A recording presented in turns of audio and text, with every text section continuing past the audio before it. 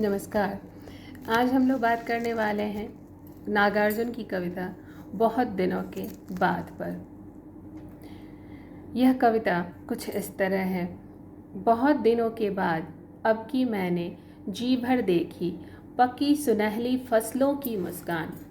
बहुत दिनों के बाद, बहुत दिनों के बाद अब की मैं जी भर कर सुन पाया धान कूटती किशोरियों की कोकिल कंठी तान। बहुत दिनों के बाद, बहुत दिनों के बाद अब की मैंने जी भर सूंघे मौल सिरी के ढेर ढेर से ताज़े टटके फूल। बहुत दिनों के बाद, बहुत दिनों के बाद अब की मैं जी भर छू पाया अपनी गवई पगडंडी की चंदन वर्णी धूल। बहुत दिनों के बाद, बहुत दिनों के बाद अब की मैंने जी भर दाल मखाना खाया। गन्ने चूसे जी भर बहुत दिनों के बाद, बहुत दिनों के बाद अब की मैंने जी भर भोगे गंध रूप रस शब्द स्पर्श सब साथ साथ इस भू पर बहुत दिनों के बाद। नागार्जुन घुमक्कड़ स्वभाव के व्यक्ति थे। उन्हें एक जगह टिककर रहना नहीं आता था। वह कभी इधर तो कभी उधर घुमा करते थे और जब वह अपने गांव लौटकर आते थे तो अपने गांव की मिट्टी से उन्हें बहुत लगाव था। वह यहाँ जितने समय रहते उतना समय उस माटी से प्रेम करते थे। यहाँ जी भर के जीवन जिया करते थे। लौट आने के बाद पांचों इंद्रियों से सुख की प्राप्ति किया करते थे।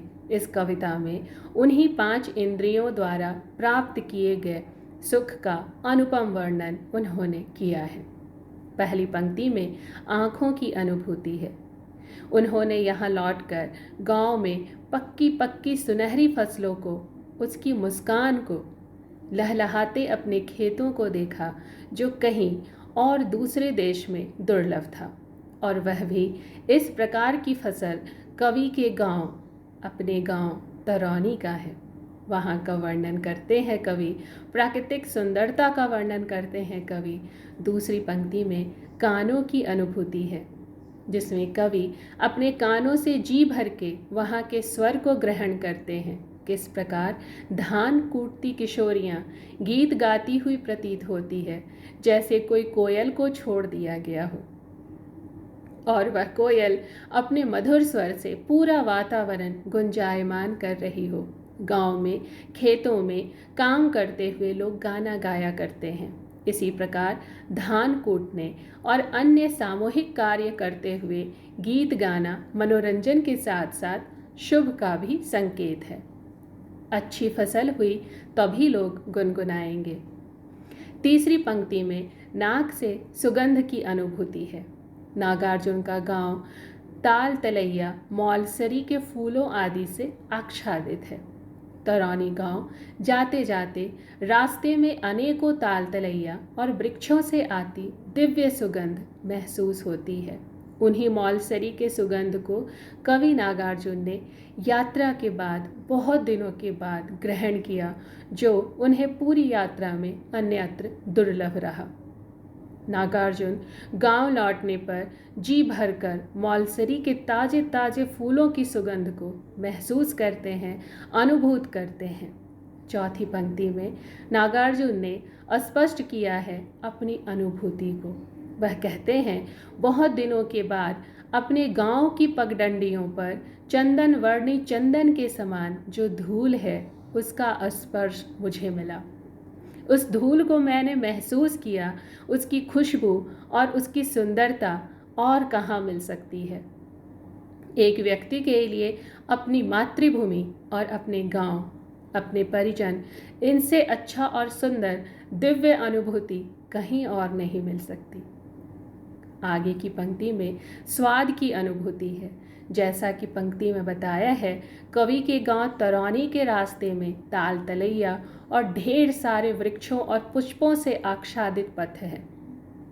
उसमें ताल मखाने बहुतायत मात्रा में मिलते हैं, जिसे सिंघाड़ा भी कहा जाता है।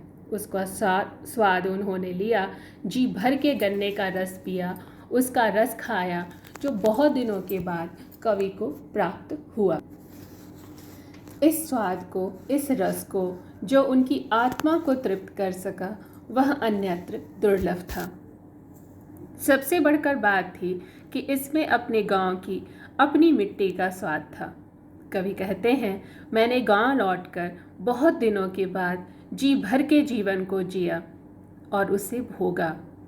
इस रूप को, इस रस को, गंध को, शब्द को, स्पर्श को, सबको भरपूर महसूस किया, जो कहीं भी और दुर्लभ है। अपने गांव में वास्तविक जीवन को मैं जी पाता हूँ।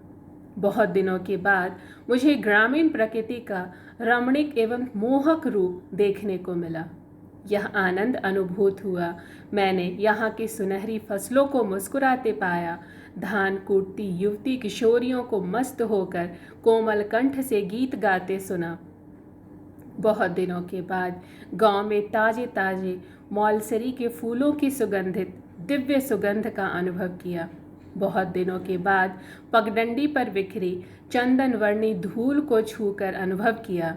संपूर्ण ग्रामीण वातावरण कवि के लिए जो शहर में दुर्लभ है, वह अतुलनीय है। बहुत दिनों के बाद कवि जब गांव जाते हैं, वहां जी भरकर ताल मखाने खाते हैं, गन्ने को चूसते हैं, उसका रस पीते हैं। शहरी जिंदगी में यह सब दुर्लभ है। गांव में कुछ समय रहकर जी भरकर रस, रूप, गंध, शब्द, स्पर्श सबको अनुभूत करते हैं और अपनी प्रत्येक इंद्रियों को उनका पूरा पूरा अनुभव लाभ देते हैं। गांव की प्रकृति का वर्णन करते कवि शहरी वातावरण के घुटन को भी कहीं न कहीं धीमे धीमे अभिव्यक्त कर रहे हैं। इस सरल भाषा में जो अविधा शब्द शक्ति में जो माधुर्य गुण है, उसके साथ साथ बहुत कुछ व्यंजित हुआ है। कवि की यह विशेषता है कि वह बहुत कुछ कहते कहते कुछ अनकहा भी कह जाते हैं, जो हम सब अनुभूत करते हैं। धन्यवाद।